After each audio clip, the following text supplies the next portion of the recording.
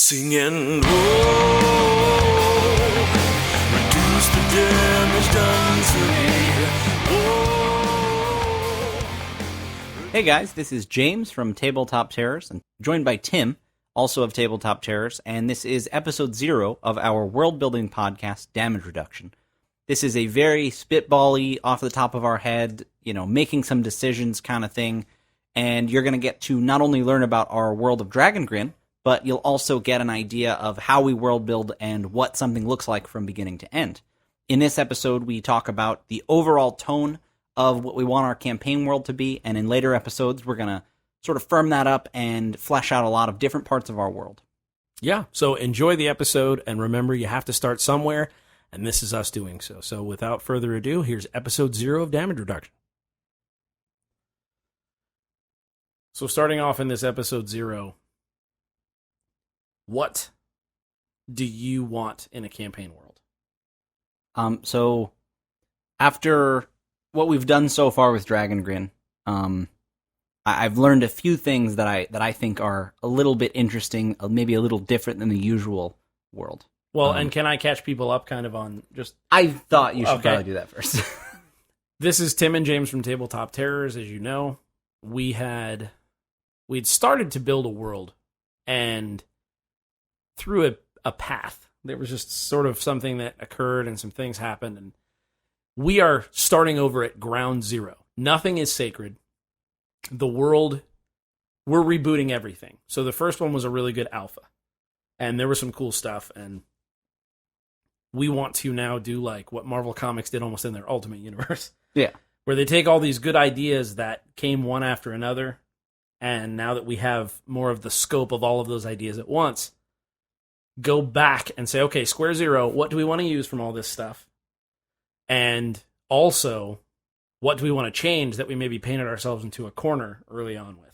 Exactly. We want to do so a little more officially. A lot of our campaign world was in our minds, whether mine or yours, or Right. Some of it was written down some places, but sometimes we would find, a document we wrote about one thing that contradicted or was very different than another. So in this case, we're working a lot harder to document it better, not only so that we can sort of bring it to people that are interested, but for ourselves, so that we have one true sort of canon of what things should be. And so something to say here is this podcast is it will document us building the world from scratch. So you're going to see things change. You're going to see things that are imperfect. We're not going to hold anything back. We're not going to wait until an idea is fully developed.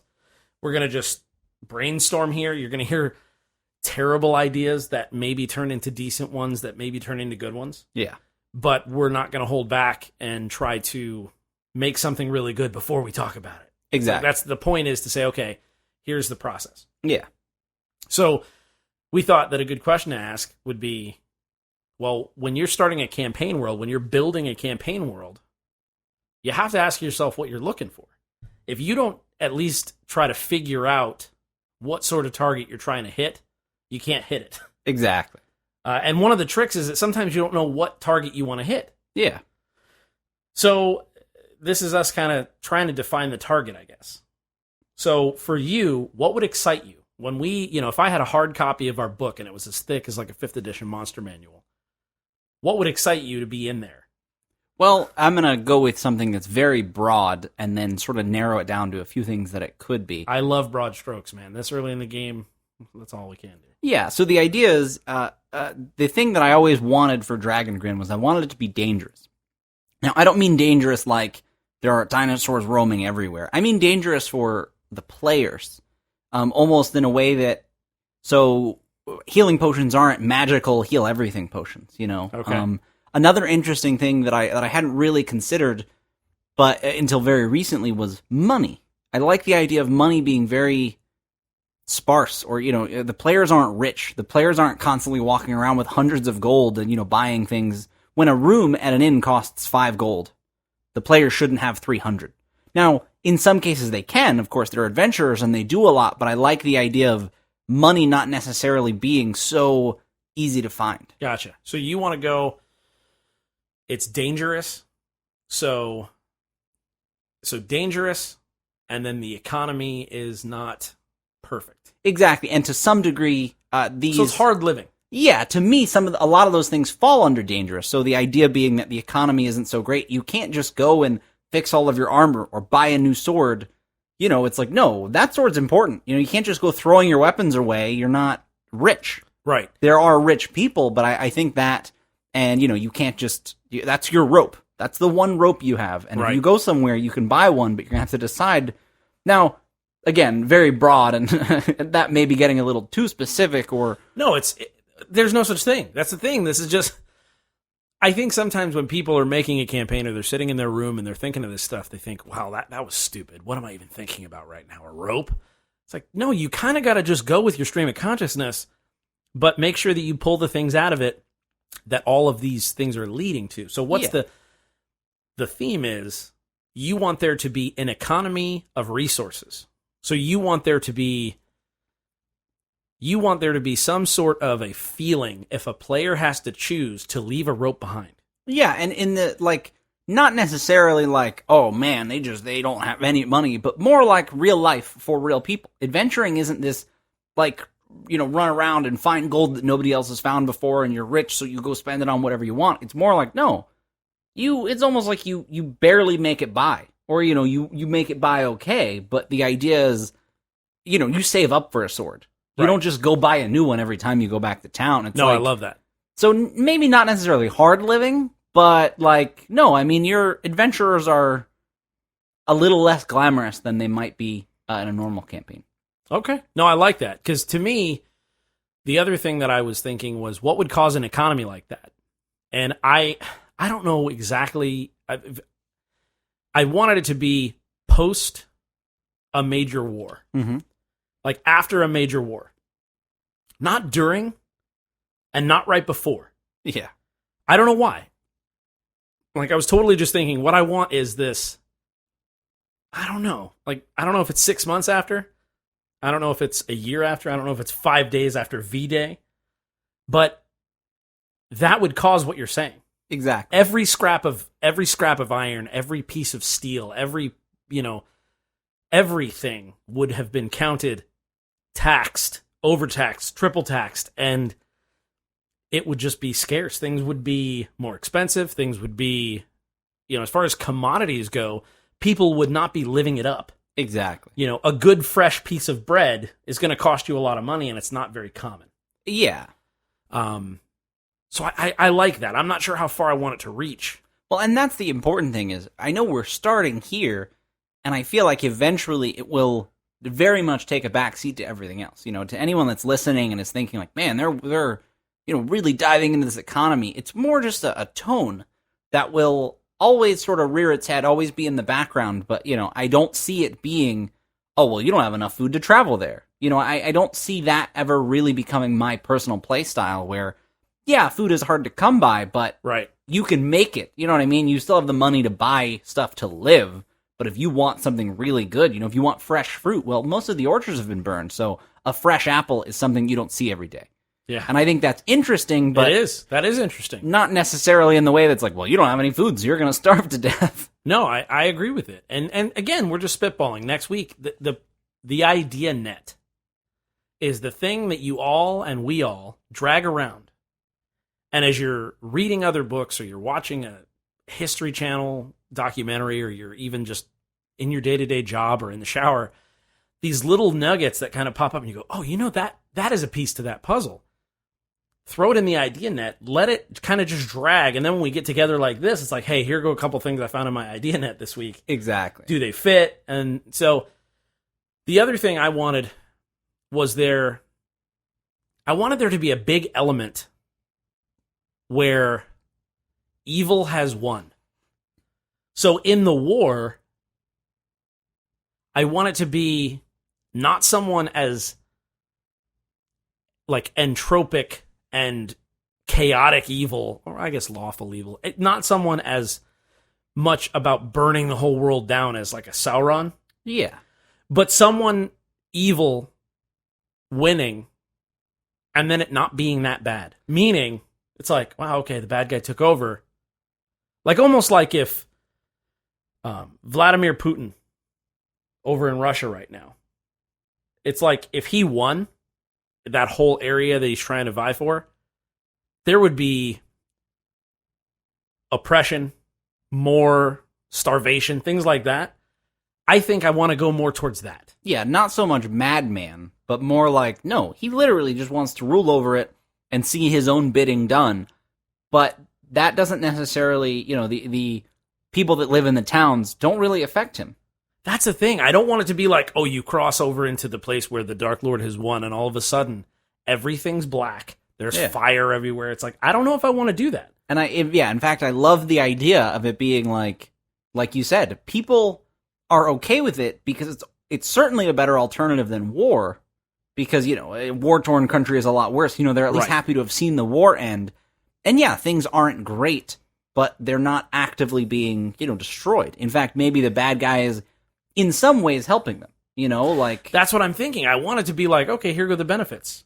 Yeah, he's evil, but that doesn't mean that every person he meets, he is mean to, or, he doesn't just, destroy towns for fun. He uses them for his own economic gain. Because he's not stupid. Exactly. So our Dark Lord understands that if you want to have an economy, you need to have villagers. You need to have people plowing the fields. You need to have farmers. Exactly. You need to have blacksmiths. You can't just murder everyone and raise the whole thing to the ground. Because, I just imagine it's like Sauron wins, the whole of Middle-earth is just that orange-black volcano, collage. Now I just imagine him going, huh. Yeah, oh, well. What now? I did it, I guess. We win. Oh, meat's back on the menu. The end. Da-da-da, credits roll. Yeah, hey, you guys want to... I'm just saying, we don't have to, but if you want to make some good guys? No, I'm just kidding. But you want to? Remember we used to fight them? That was so fun.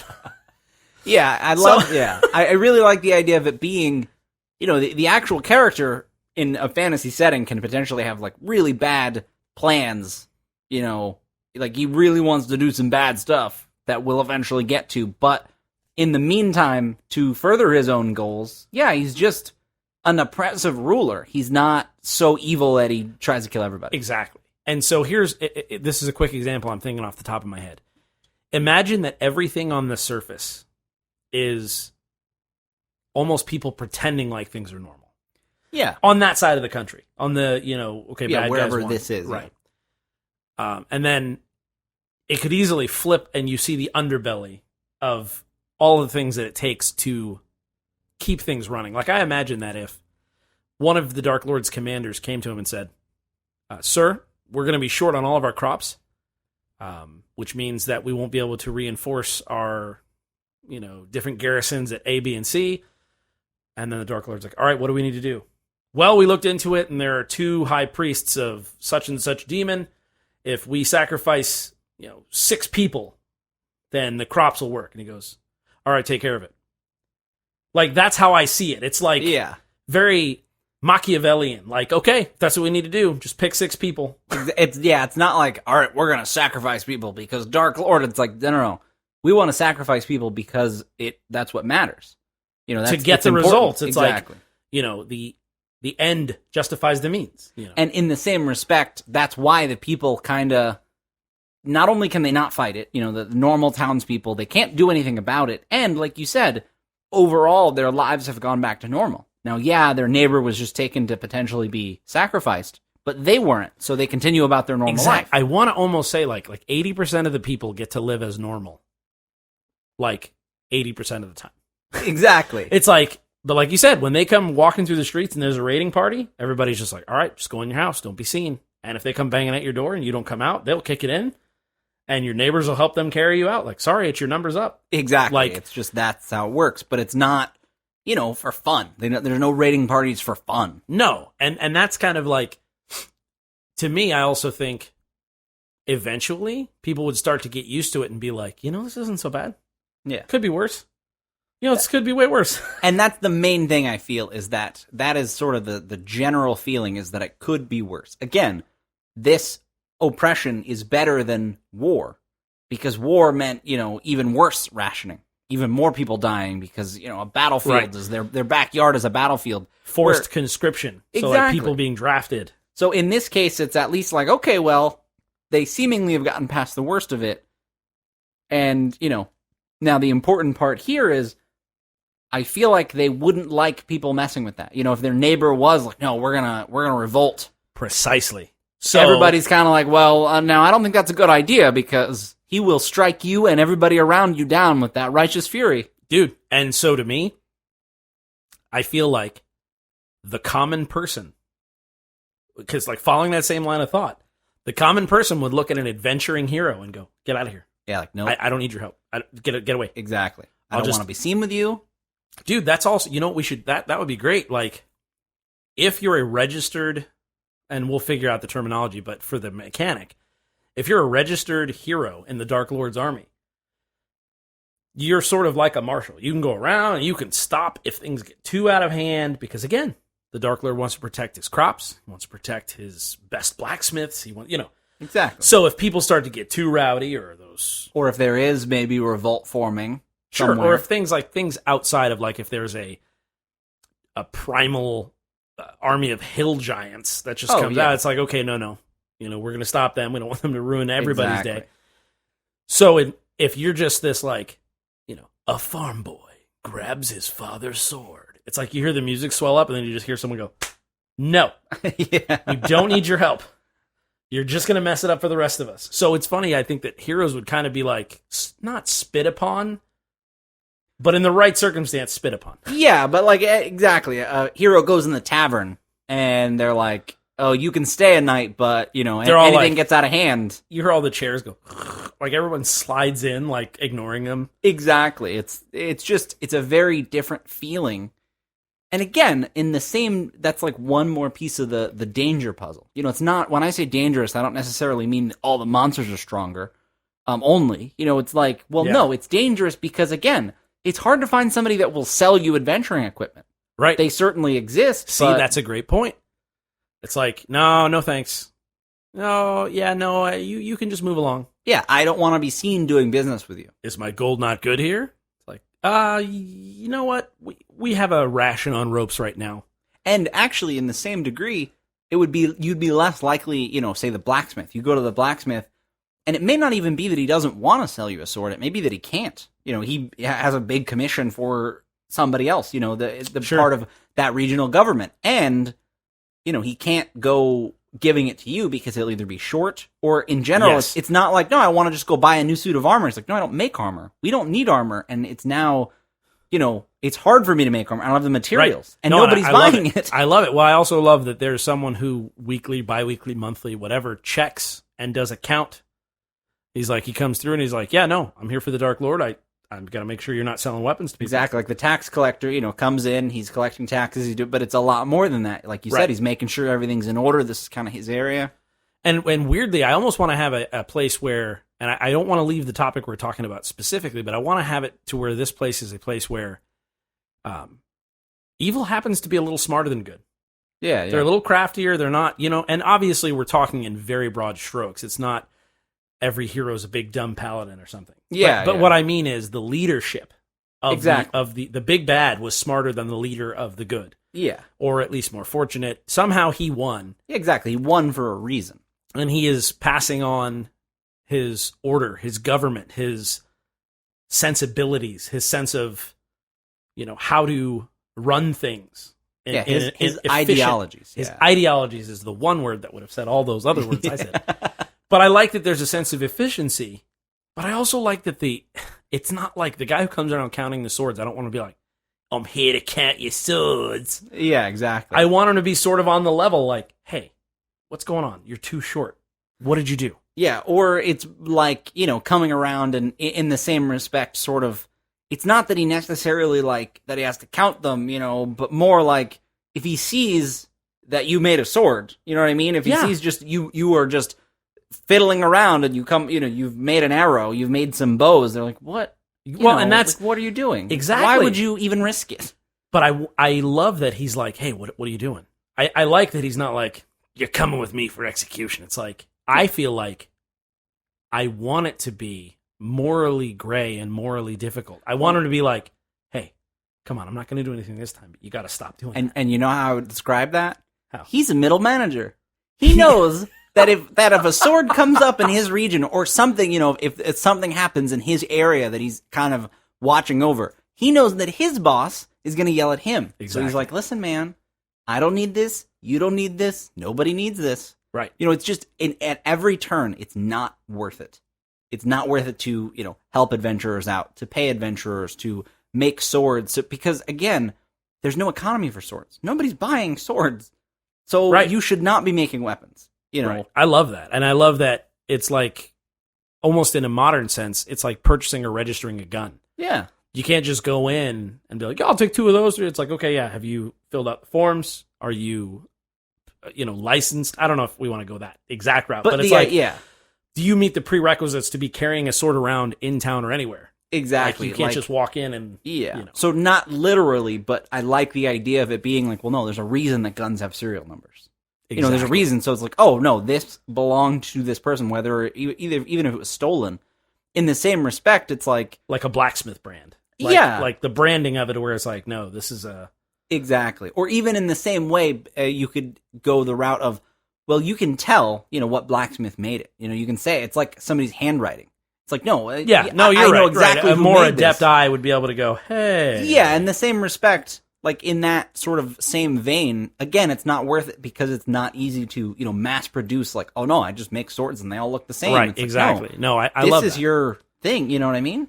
And so that's the vibe. So like, well, you might be asking yourself, well, this is a world building podcast. What are you doing talking about the blacksmith's brands on the swords? Well, that happens to be where our stream of consciousness got us today. But the overall feel is, I think we got to a place where we're saying we want a part of the world to be evil has won. It's not that bad until it's terrible. Exactly. So I want it to be morally like where people are like, hey, it's okay. It's not bad, right? I mean, hey, this isn't bad. Some rules.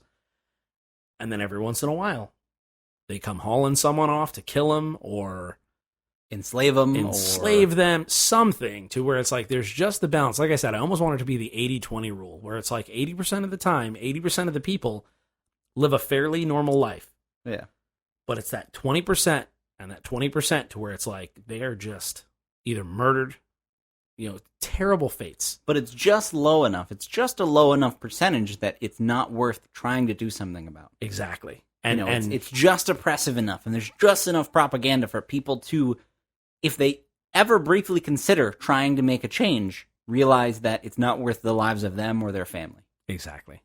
And so when we first started, we were calling this land Grin. Are we still down with that? I still like the name. I do too. And it's Grin with 2 N's. Grinn. I do like it, and we're going to have to tune into another episode, probably the next episode, because I do know why I like it more than ever, because our campaign setting is called Dragongrin, and I think that's what we should talk about next episode. Yeah, that sounds good. But in the meantime, is there anything else you want to wrap up and say?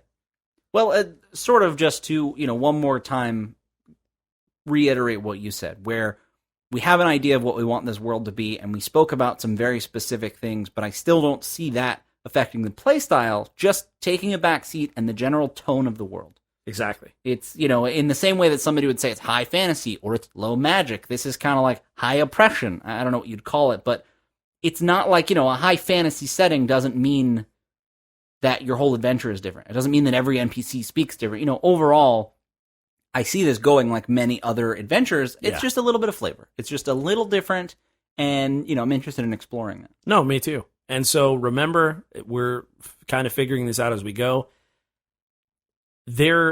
People say there is no wrong way to do this stuff. I think the one wrong way to do it is to limit yourself. Yeah. And not be able to sit down and just, luckily I have a James and I can bounce stuff off of him. But if you have a world building, like sort of partner, someone you trust or a friend or a group of friends, preferably people who you've gamed with before so you know each other's styles, and it could even be your players, don't be afraid to sit down like this and just go, okay, what tone? What are we looking for? For us today, that was saying, we kind of want it to be this like dangerous. Everything's not perfect. Everything's not shiny. Like, if I had to think of one word, I would say entropy. Yeah. Like, everything's worn. Everything's a little lackluster. Like, Exactly. Nothing's at full. But, yeah, so follow along. Listen to this. This is Damage Reduction, a podcast by Tim and James from Tabletop Terrors. And you can listen to our exploits and see how we continue to build this world. But I'm excited to see how it goes. Yeah, me too. All right, guys. So check us out on tabletopterrors.com. And in the meantime, may your dice roll high.